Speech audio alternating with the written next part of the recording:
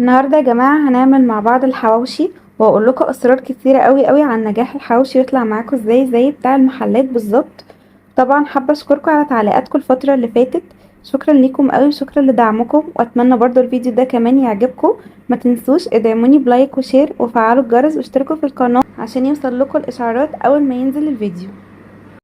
لازم تبقوا عارفين ان لو هنعمل كيلو مثلا لحمه مفرومه للحواوشي هتحتاج مثلا معانا كيلو بصل. لو مثلا هنحتاج نص لحمه مفروم يبقى هنحتاج نص كيلو بصل. فانا النهارده هعمل لكم حواوشي بسيط قوي اللي هو يعني ايه وجبه اليوم زي ما بيقولوا. مش هحتاج ان انا اعمل كميه كبيره علشان خاطر مثلا ايه للنهارده وبكره او كده، بس هوريكم برضو لو انتوا حابين مثلا انكم تخزنوه او كده. المهم هنحتاج ربع كيلو لحمه مفرومه. اهم حاجه تكوني قايله للجزار بتاعك يكون حاطط لك فيها، يعني فرم لك كده مع اللحمه حته ليا كده حلو علشان خاطر تخلي معانا الحواوشي زي بتاع المحلات بالظبط. وهنحتاج على ربع كيلو اللحمه ربع كيلو بصل. وبعد كده هقول لكم بقى هنعمل ايه خطوه خطوه. اول حاجه كده نجهز ايه. انا هعمل ربع كيلو من اللحمه، هنجهز له ربع كيلو من البصل.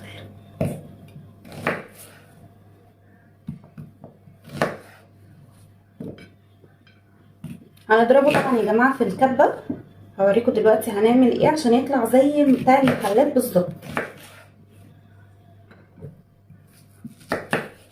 البصل عامه سواء مثلا كترتوا فيه او كده، يعني ما تخافوش اللي هو لازم معيار معين، لا هو كده كده البصل اصلا كل ما بيكتر بيخلي كده طعم الحواوشي مسكر، عامل زي بتاع اللي احنا بنجيبه بالظبط من المحل، فاهمين؟ لكن ما انصحش بصراحه خالص انكم تقللوا كميه البصل، لا لازم كميه البصل تبقى كويسه.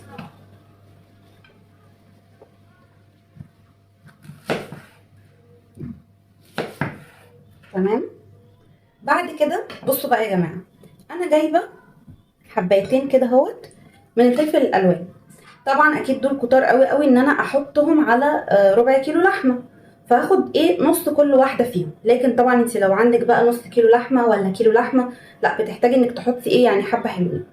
هجيب كده اهوت ايه الحبايه نفسها كده واروح اقسمها، اخد بس نصها. واخد برده نفس الكلام اهي في اللي هي الصفرا. عايزه اقول لكم بقى الفلفل الالوان ده هو اللي بيدينا نفس الطعم بالظبط بتاع المحلات، يعني اصلا مفيش جدال عليه. وادي اهوت ايه حبايتين برده فلفل رومي بالظبط يا جماعه، حبايتين يعني مش اكتر ومش اقل، فاهمين؟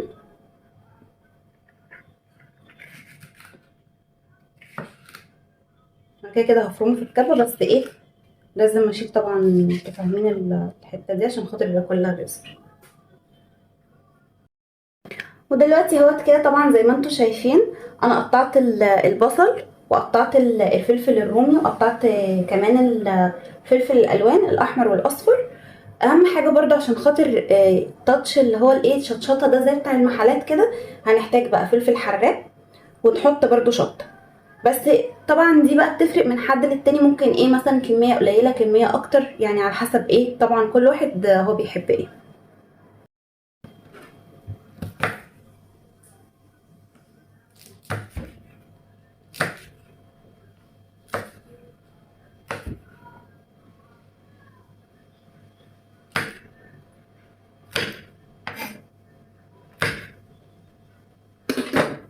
بعد كده بقى هنحط بصوا زي ما انتم شايفين اهو كده، يعني بتاع حوالي 3 4 فصوص توم كده مش اكتر، علشان خاطر ايه برضو احنا مش عايزين طعم التوم يبقى طاغي معانا قوي، لا عايزين بس ايه اللي هو يعني نبقى محيقين كده اللحمه كده ومتبلينها حلو، بس ما تبقاش ايه طعم التوم فيها كتير قوي.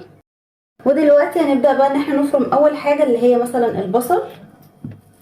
طبعا زي ما قلت لكم نص كيلو لحمه يحتاج مثلا نص كيلو بصل، ربع كيلو لحمه يحتاج ربع كيلو بصل، وهكذا.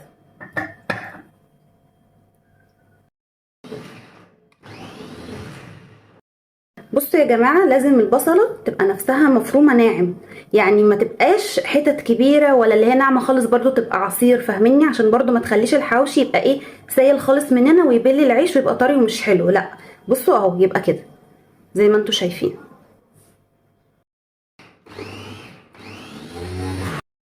بعد كده بقى نحط فلفل الالوان.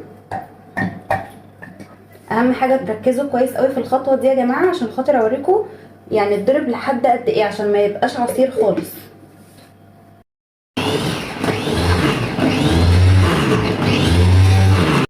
اهو كده يا جماعه زي ما انتم شايفين. بصوا ما بقاش عصير، لا حتت بس صغيره اهو.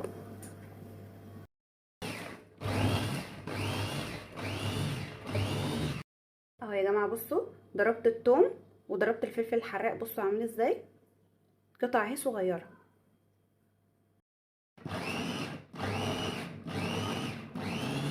بعد بقى ما فرمنا كل حاجه نجيب بقى ايه جوزة الطيب تبقى صحيحه كده، نحط بس عليها ايه رشه صغيره قوي.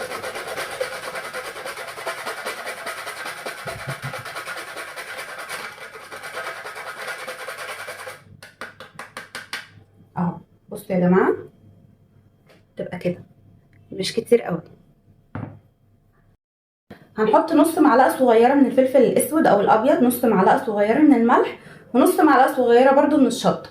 لكن حطينا معلقه من البهارات، 7 بهارات على بهارات حواوشي. تمام كده.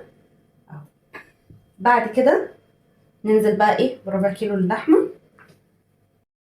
نقول بقى بسم الله. لازم بقى نخلط كل ده كده مع بعضه اهو كده زي ما انتم شايفين. لازم نخلي طبعا التوابل تتقلب كويس قوي قوي قوي مع كل حاجه، عشان خاطر ميبقاش حته فيها مثلا ملح وحته لا، حته مثلا فيها توابل وحته لا.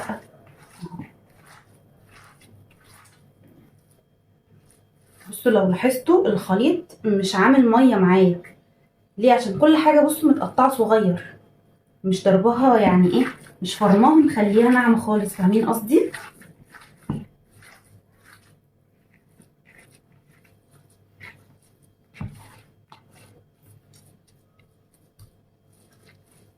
يعني بصوا كده لو مثلا هنعملها اهوت في رغيف الحواوشي، بصوا تبقى عامله ازاي.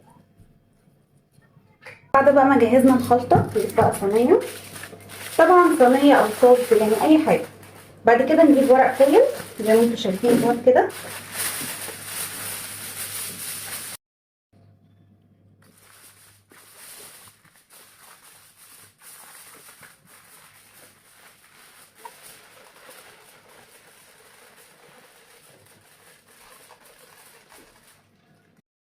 وبعد كده بقى بعد طبعا ما ظبطنا اهوت كده الصينيه بتاعتنا او الصاج، طبعا وبدون اي اضافات لان احنا لسه ايه هقول لكم هنعمل ايه. بنجيب بصوا يا جماعه حبه زيت كده اهو في سلطانيه بنخليها هنا جنبنا، وجنبنا طبعا العيش والخلطه بتاعت الحواوشي والصاج. وهحتاج بقى كده اهوت مقص واجيب الرغيف بتاعنا. بصوا يا جماعه متجمد. بصوا بعمل ايه، بعمله كده اهوت حاجه بسيطه جدا. واجيب بقى الحته دي كده اللي انا عملتها، ادخل المقص اهو اللي هو امشي على خط اللي هو بتاع الرغيف، عشان ابقى محافظه على شكله ان شكله يفضل ايه حلو.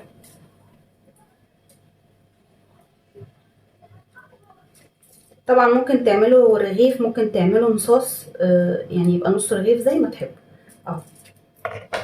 بعد ما افتحه ما يبقاش برضو الرغيف ايه فتحت فتحه كبيره، لا هي فتحه صغيره اللي هو بمجرد بس ان انا اعرف احشيه وبس.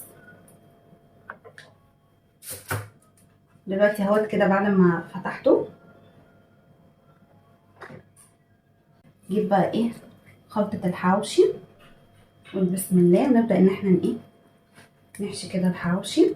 طبعا يا جماعه يعني اكيد اكيد لازم عيد، يعني عيد كبير، عيد اللحمه ده لازم حواوشي بيبقى بصراحه كده ليه يعني فرحه تانية بصراحه.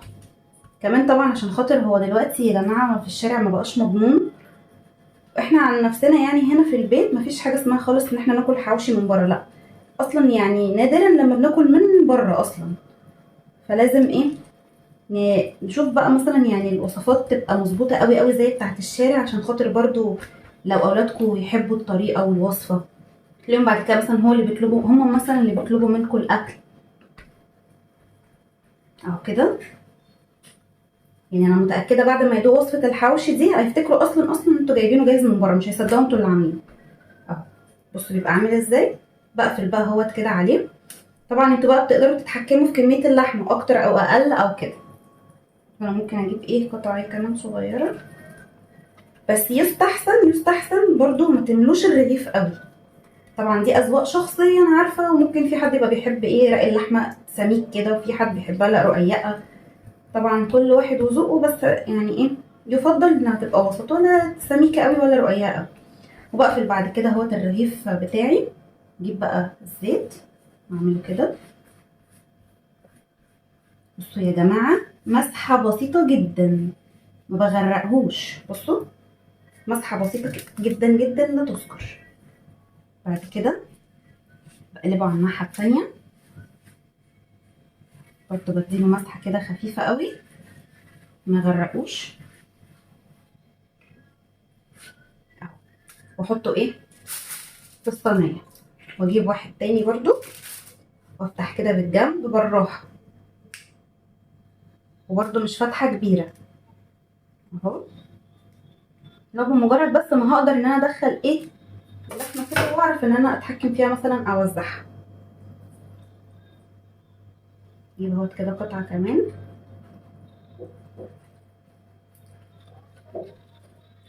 دايما لما بناكل الحواوشي يا جماعه من المحلات، بنلاقي كده طعم اللحمه مسكر كده، نبقى مش فاهمين هما بيحطوا ايه ولا عاملين ايه ولا فاهمين. اتاري بقى طبعا عشان خاطر اكيد مفيش محل برضو يعني هيحط لك مثلا قطعه لحمه حمرا صافي مثلا، لا اكيد طبعا بيبقى خالط لك بقى معاها ايه، ليا على بصل، على طبعا بيكتر كتير بقى البصل والتوابل، فاهمين. فاحنا بالظبط لازم نعملها زي بتاعه المحلات، عشان خاطر بعد كده اولادكم مثلا يحبوها ويطلبوها منكم تاني، يبقى في كده ابهار كده، ايه ده ماما عامله لنا حواوشي زي بتاع الشارع بالظبط، ده احنا بعد كده نطلب منها على طول بقى. برضو نفس الكلام، ايه، زيت كده حاجه بسيطه.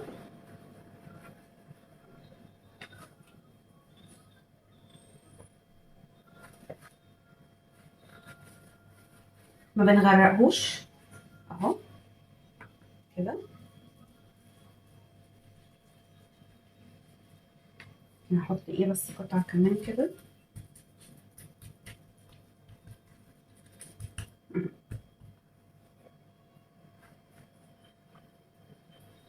بصوا اهو كده. نحط برضو ايه هنا، نجيب رغيف كمان. طبعا بقى بنعمل حسب ايه عدد افراد الاسره، وبرده لو عايزه بقى تخزنيه.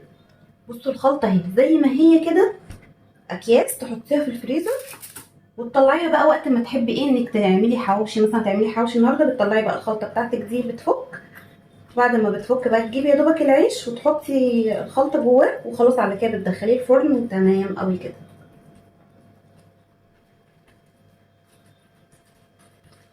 عايزه اقول لكم الخلطه دي برده يا جماعه تبقى رهيبه لو عاملين بقى حواوشي اسكندراني. مره ان شاء الله باذن الله هعمله معاكم، وهوريكم عجينه حلوه قوي قوي قوي قوي، تطلع معاكم برده ناجحه وجميله جدا زي بتاعه المحلات.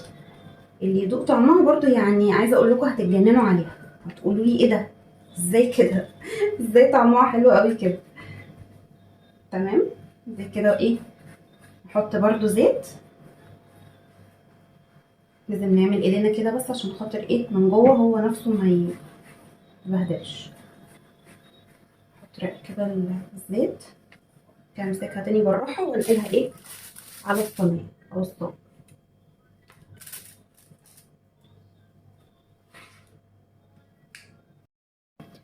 طبعا يا جماعه لازم قبل ما تبتدوا اصلا في اي حاجه، لازم كده تسموا الله وتصلوا على النبي، عشان برضو ربنا يبارك لكم في الحاجه وتطلع معاكم ناجحه وحلوه.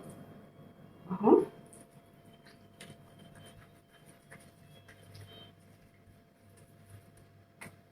في ناس مثلا ممكن يقولي لا واحنا ينفع ما نحطش مثلا ليا خالص. هو ينفع، بس يعني يستحب انها تتحط، بتدي طعم كده يا جماعه. شفتوا مثلا طعم الحاجه الدسم كده اللي بتبقى زي حواوشي طبعا الشارع كلنا يعني بنبقى عارفين بيبقى دسم كده شويه، ده من الليا، فاهمين. بيدي طعم برضو كده حلو قوي للحواوشي بتاعنا كده، دسمه حلوه كده. بس في ناس لو مثلا مش عايزه تحط ما تحطش عادي، ممكن تحط مثلا رشه زيت بسيطه كده جوه الخلطه وخلاص.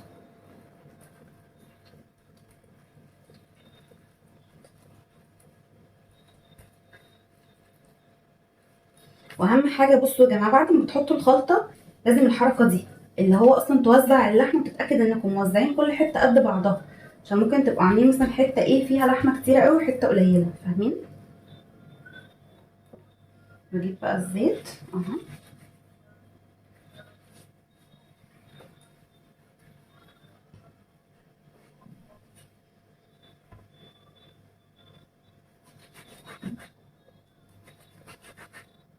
طبعا برضو تقدروا تتحكموا مثلا في العيش ان يبقى مثلا رغيف اصغر من كده او اكبر من كده زي ما تحبوا. ممكن بقى ايه نرصه كده عشان خاطر نخشوا الفرن برضو يطلعوا كلهم ايه نفس السوا. تمام كده. ممكن نحتاج ايه رغيف او رغيفين كمان وخلاص كده في الصينيه دي، ونعمل صينيه تانية غيرها. هوريكم برضو ان شاء الله يعني ربع كيلو لحمه بس، مع حبه الاضافات اللي احنا حطيناها عليها دي، غير ان هم كمان بيدونا طعم حلو زي بتاع المحلات، لا هم كمان بيخلوا الكميه معانا تتضاعف. فما شاء الله هوريكم من ربع كيلو بس هنعمل كميه قد ايه حواوشي.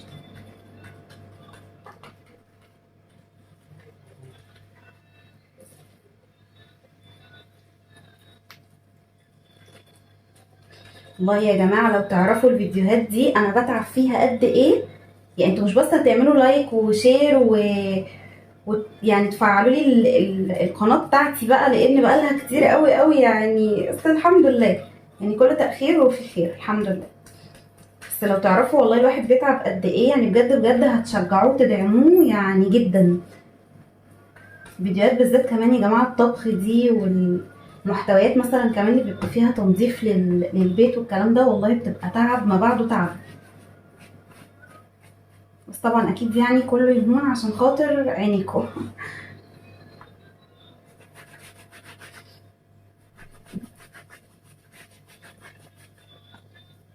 بس كده كده هحطها في رغيف كده. ممكن كمان ايه يدخل كمان رغيف مثلا اهو، هنا برضو يدخلها كمان رغيف.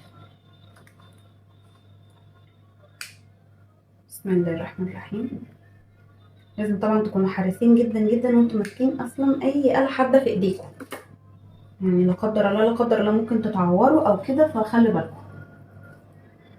ويفضل برضو اقول لكم برضو على حاجه، يعني لو عندكم جوانتي يا ريت توزعوا بيه اللحمه وتعجنوا بيه اللحمه كده زي ما كنت بعجنها، لان لما بيبقى طبعا يعني فيها فلفل حراق وشطه والكلام ده، ايديكوا حرفيا هتولع زي ما انا ايدي مولعه كده دلوقتي. فخلي بالكم. يعني يفضل لو عندك حتى لو ما عندكيش جوانتي، يعني ممكن ايه كيس كده او حاجه بلاستيك تبقي لابساه مثلا في ايدك وتعملي بيه، لان بجد بجد الموضوع صعب. انا ايدي يا جماعه موهوجه. بصوا عامله ازاي.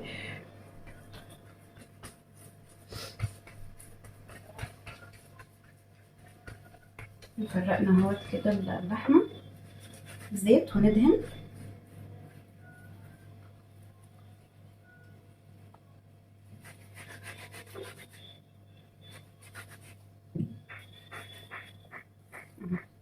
تمام كده. حط اهوت هنا كده اهوت. الصينيه اخدت معانا 6 رغيفه ما شاء الله تبارك الله.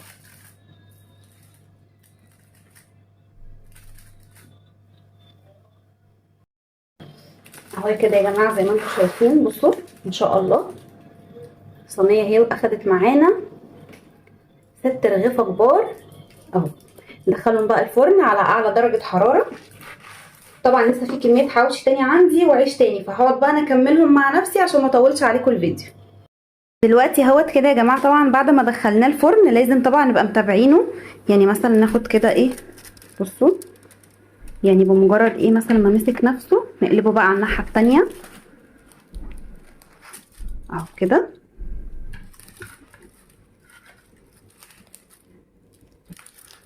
كده اهو. لو بمجرد ايه بصوا يعني مسك نفسه مثلا حاجه بسيطه تروحوا قلبينه، وهكذا تفضلوا تقلبوا بقى فيه كده وتتابعوه هو ايه في الفرن. كده الحواوشي ده انا لسه دلوقتي مطلعاه من الفرن. بصوا هو خارج يعني حرفيا بصوا بيبقى محمص كده. طبعا لو انتوا بتحبوه يعني مقرمش كده وكريسبي من بره، اللقمه نفسها تبقى محمصه كده من بره، عادي ممكن تطلعوه تاكلوه كده دلوقتي على طول. انا عشان واحده بحبه يعني بحب العيش اكله يكون طري، ممكن اغطيه يا اما بقى ورقه زبده يا اما ورقه فويل اي حاجه، المهم بغطيه كده عشان خاطر ايه يطرى. بصوا بقى، ده اللي انا غطيته اول ما طلع من الفرن، غطيته بورقه فويل. فبصوا انا بحبه يبقى ايه، طري كده. بصوا اللهم بارك، بصوا اللحمه من جوه مستويه ازاي وشكلها حلو ازاي. دلوقتي بقى عايزه اقول لكم كمان على حاجه، نراجع كده مع بعض ايه كميه الاسرار اللي انا قلتها اصلا على مدار الفيديو، اللي انتوا لو كنتوا ركزتوا فيها هتعرفوا فعلا انها اسرار. يعني حرفيا هي دي الخلاصه، ان انت تعملي حواوشي باحترافيه زي بتاع المحلات بالظبط. يلا بينا نراجع مع بعض. اول حاجه طبعا وهي اهم حاجه نبداها كده من اللحمه، تجيبي من عند الجزار اللحمه، لازم تقولي له يحط لك فيها حته ليا تبقى الى حد ما يعني حته كويسه، عشان اللحمه تطلع معانا كده فيها دسم حلو زي بالظبط الحوشي بتاع المحلات. وده يا جماعه عموما في المشاوي، يعني سواء مثلا هتعملي كفته، هتعملي حواوشي، هتعملي، لازم يا جماعه يكون فيها دسم زي بتاع المحلات. فطبعا الليا يعني هي دي اللي هتديكوا الايه، الطعم اللي يبقى حكايه. ده اول سر. تاني سر، غير طبعا ان احنا نحط اللي هي طبعا الجزار يحط لنا حته ليه حلوه يفرمها لنا طبعا مع اللحمه. ده كده اهوت بالنسبه لايه، لاول سر. تاني سر بقى نيجي لاهم حاجه. طبعا عمر في حياته ما اي محل مهما كان مثلا جودته ولا الكلام ده ولا شهرته عامله ازاي للحواوشي، لازم مش هيكون حاطط لك لحمه مثلا ونسبه دهون صافي، لا لازم هيكون حاطط لك طبعا عليها شويه فلفل الوان على شويه بصل زي بالظبط ما احنا عملنا كده.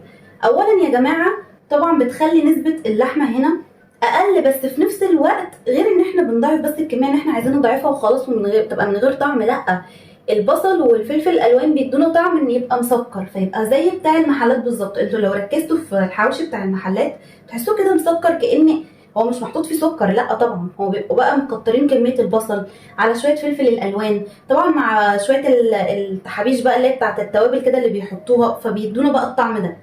فطبعا عشان كده قلت لكم هي بتبقى ايه، نسبه. كيلو اللحمه عليه كيلو بصل، ده تاني سر. كيلو اللحمه عليه كيلو بصل، نص كيلو لحمه نص كيلو بصل، ربع كيلو لحمه ربع كيلو بصل، وهكذا.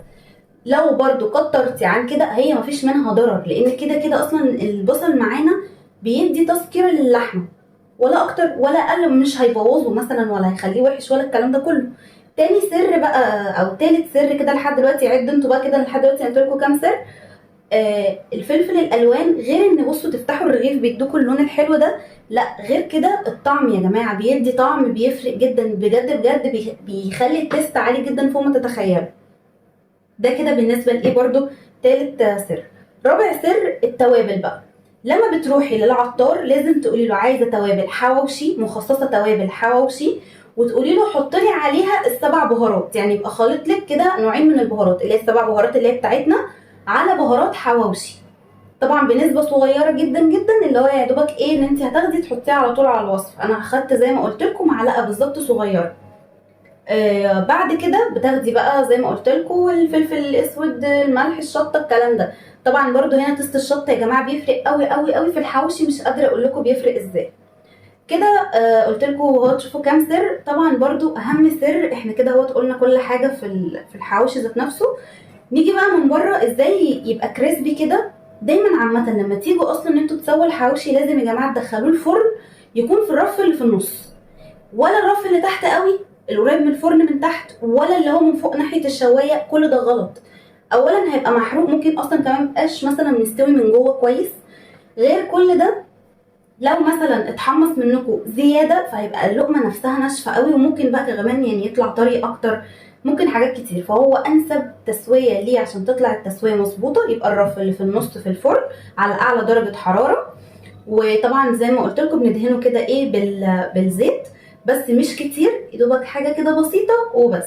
طبعا اللي بيحبه محمص هيطلعه من الفرن ما يغطيهوش، عايزاه يبقى طري طلعيه من الفرن غطيه، وهكذا. طبعا بيتقدم جنبيه زي ما شفتوا كده هو سلطه الطحينه، ودي عملتها معاكم كتير قبل كده، لو عايزين تشوفوها ارجعوا تاني لفيديوهاتي على القناه وشوفوها. وعملنا طبعا جنبيه شويه مخلل خيار وفلفل كده، يعني حاجه كده ايه تخلي الاكله حرشه زي ما بيقولوا. وبرده عملناه مع بعض كتير قبل كده، ولو برده حابين تشوفوه ارجعوا تاني لفيديوهاتي على القناه وشوفوه. ولحد كده يكون خلص الفيديو. ما تنسوش طبعا تدعموني بلايك وشير وفعلوا الجرس واشتركوا في القناه عشان يوصلكوا كل الاشعارات اول ما ينزل الفيديو. وكل سنه وانتم طيبين.